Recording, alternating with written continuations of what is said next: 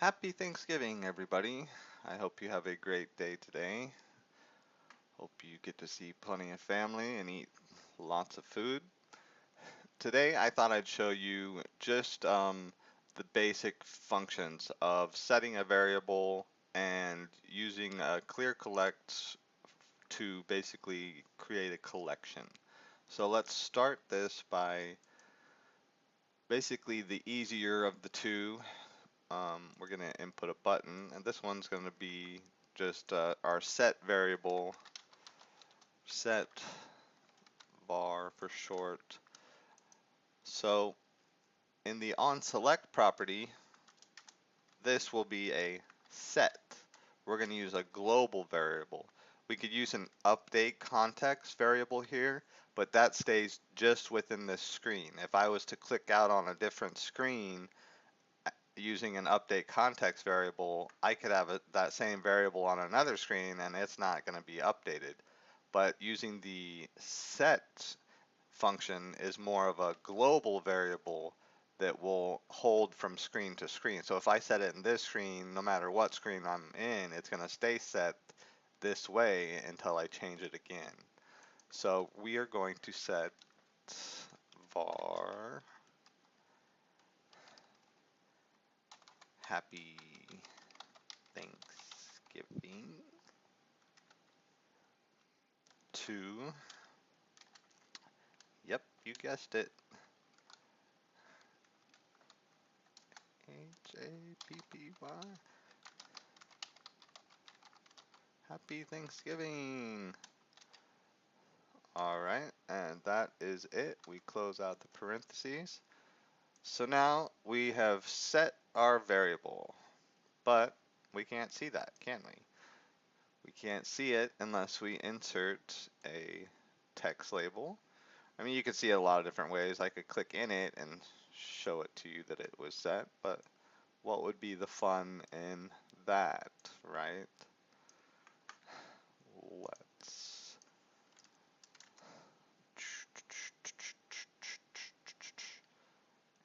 let's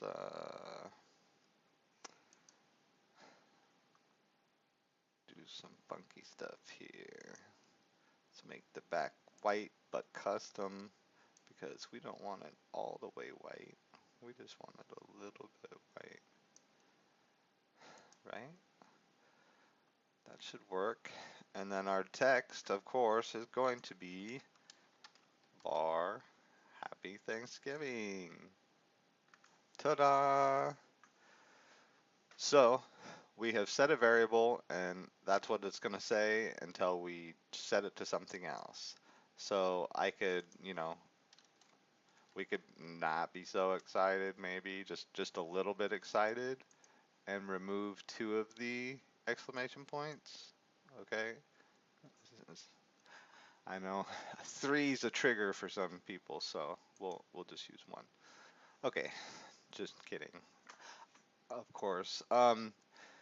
Now let's insert another button because we need to create a collection. So this one we're going to call clear collect.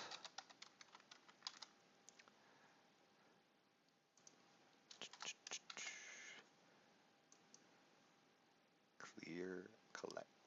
Okay. False clear. Clear collect. Okay, so we want this one to be col. We'll say col names because we're just going to input some people's names here manually. So, sorry, this box keeps popping up. Your clear collect, got a clear collect, open the semicolon, you name your collection. See how I named the var, or the variable var, and then the collection's going to be col. This is so if you have hundreds of different items within your app, you at least know, oh, that's a variable, that's a collection, I know what that is, I know what that is, and it's way less confusing that way.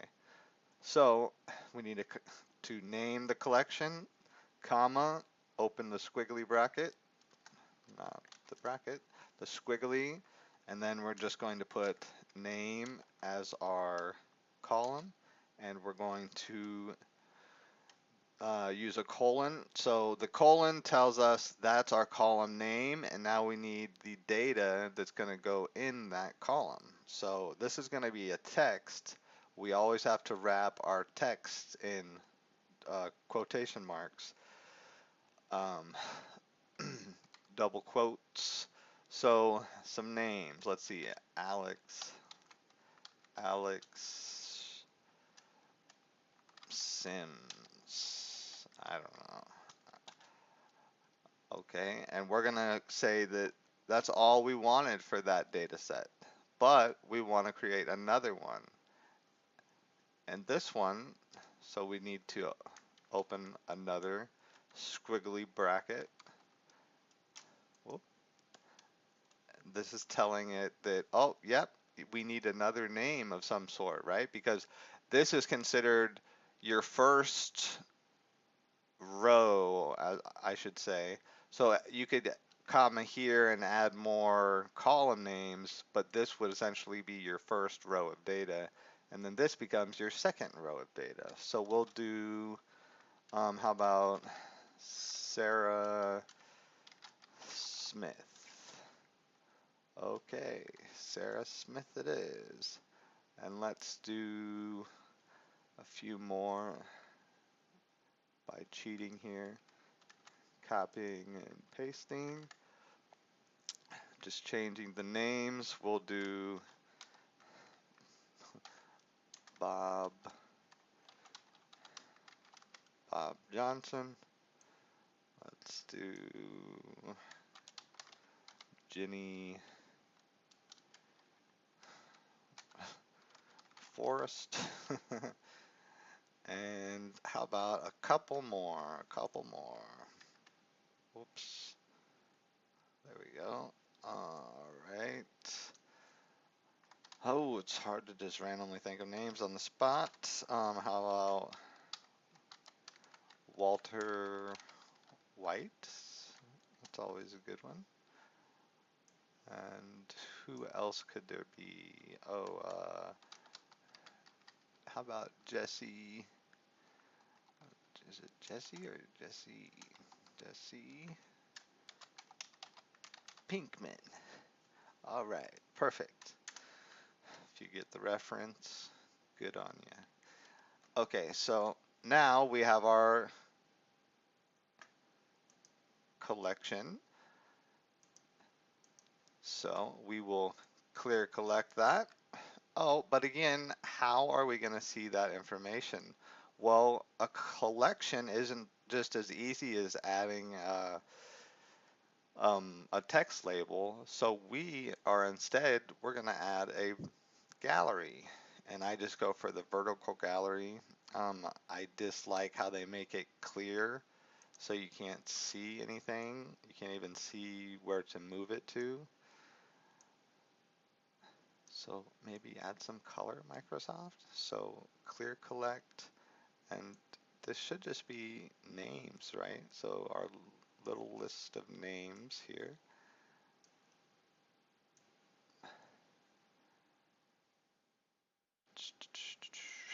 Okay, and we don't want anything here.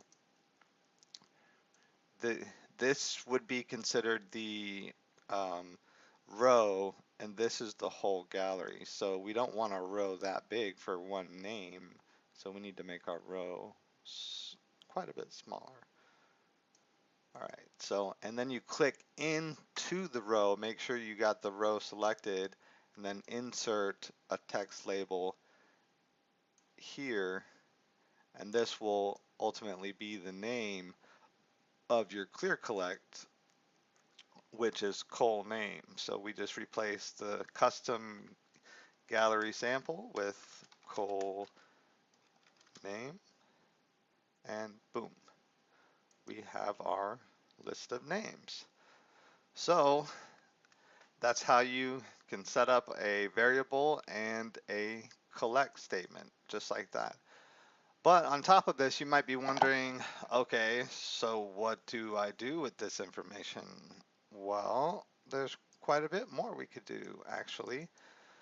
We can add a button inside of each of these that say, maybe these are employees. Let's say clock in. Maybe this is how your employees clock in for the day, right? So how are we going to make this work? Well, what do we have to do? We have to add to that collection, right? So we're going to say, again, we need to collect. We're not going to clear collect this one because we need this one we need multiple selections to be able to go into a collection that then shows. So this is just going to be a collect call clock in, and then we're going to do this item dot name dot nothing else. Excuse me there. This item dot name, yes, and wait, what is going on? Collect this item dot name, and yeah, we are going to do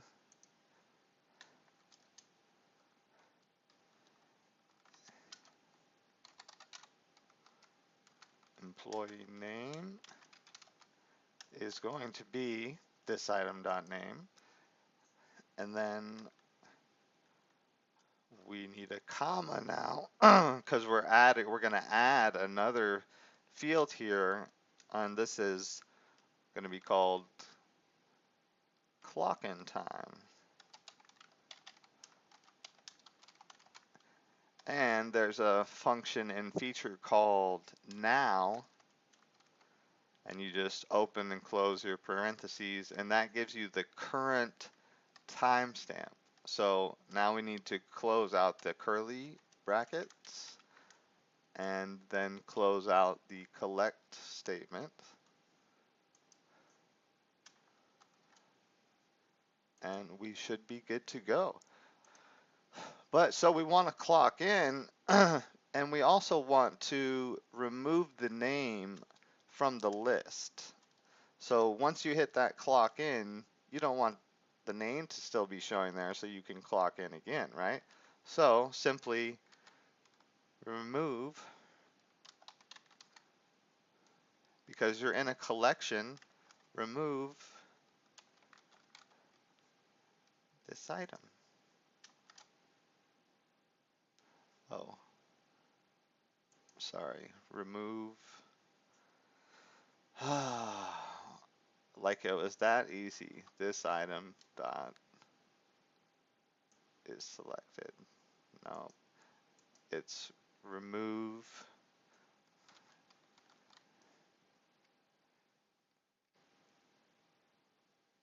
What is this? What gallery do we got here? Gallery 2. So we're going to go remove gallery 2, comma, this item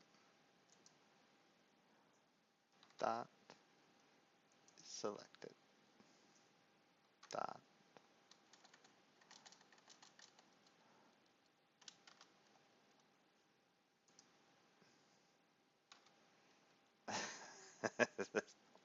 So that's annoying. So we are going to instead remove if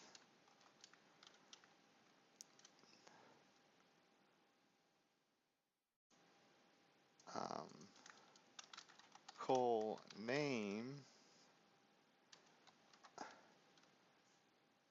name equals this item dot name.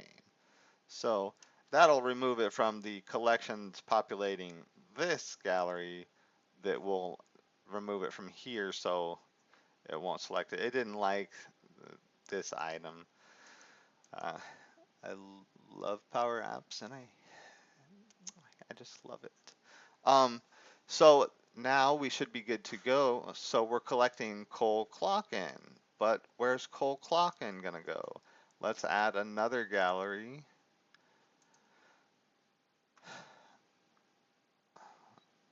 Oh, yeah, not within my gallery. Sorry, I don't want my gallery to be within my gallery. My fault.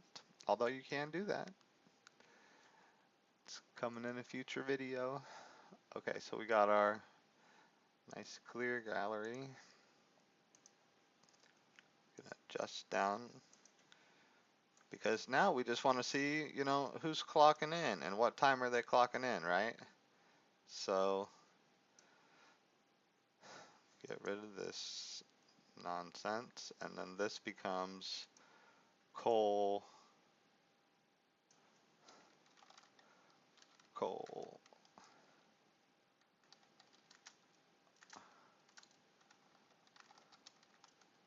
What did I name this? I already forgot. Cole Clocken. I wasn't sure if it was Cole Employee Clocken or Cole Clocken.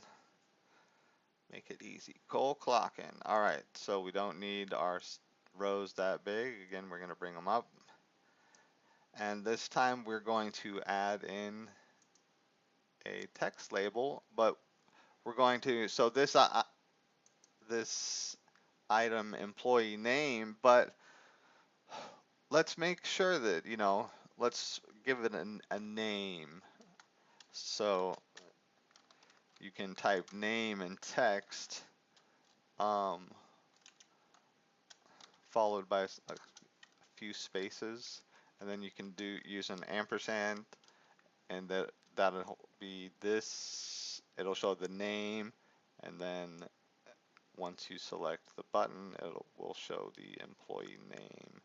We'll use up about half the space. Then we'll copy this, paste this over here, and this will be clock in time. And this would be dot clock in time. All right, let's make this a little wider. That clock in time, I believe, has a date value attached to it. Just want to make sure we have enough space here. So now when we click our clock in, we can see what happens. Oh, look, Sarah Smith just got here. Clock in. Oh, she's clocked in. Clock in time, 11:28, 3:26 a.m. Oh, yep, it is 3:26 a.m. Oh, Ginny Forrest just got here. Oh, it's 3:26 a.m. also. And everyone arrived at the same time. Wow, Walter, what you got going on? But anyways, thanks for watching the video. Stay tuned for more. I hope you have a safe and happy holiday. So happy Thanksgiving, everybody. Thanks for watching.